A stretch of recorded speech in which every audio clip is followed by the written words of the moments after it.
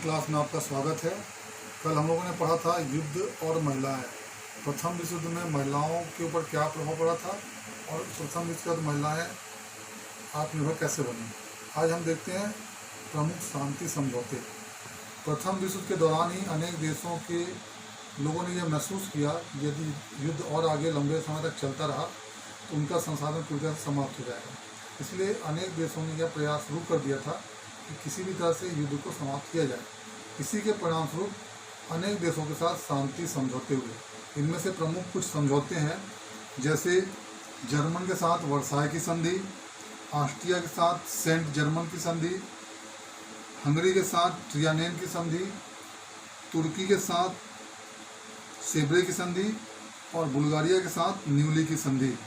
इन सभी संधियों में सबसे महत्वपूर्ण संधि थी वर्साय की संधि। वर्साय की संधि मित्र राष्ट्रों ने जर्मन पर थोपी थी, या हम ये कह लें कि वे जर्मन को अपमानित करना चाहते थे। यह संधि इंग्लैंड, फ्रांस, रूस, अमेरिका ने जर्मन के ऊपर थोपा था।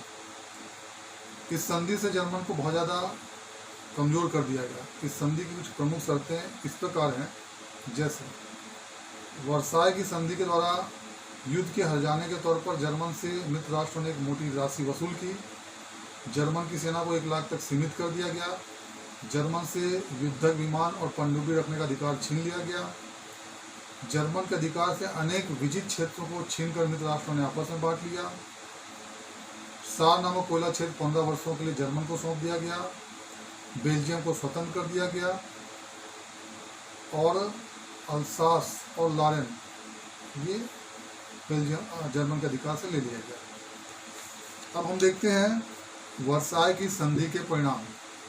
वर्साय की संधि से जर्मन की जनता अपने आप को बहुत ज़्यादा अपमानित महसूस कर रही थी और वे इस अपमान का बदला लेना चाहते थे।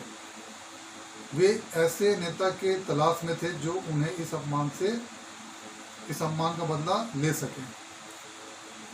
और उस समय जर्मन ने अंदर ही सैनिक तैयारियां करनी शुरू कर दी थी। आगे चलकर वर्साय की संधि ही द्वितीय विश्व युद्ध का कारण बनी। अब हम देखते हैं राष्ट्र संघ की स्थापना।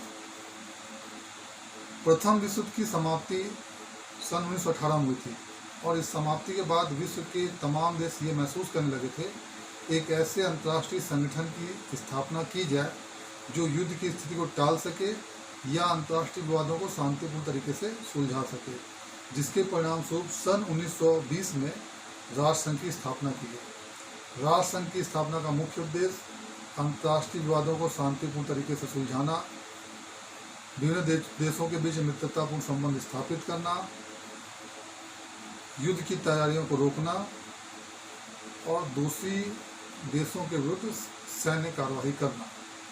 धन्यवाद बच्चों, आज इतना ही। ये अध्याय हमारा समाप्त हुआ। इसके प्रश्न अभ्यास का आप तैयारी करेंगे और अगर आपसे नहीं बनेगा तो इसका मैं आपको पूरा बताऊंगा। धन्यवाद।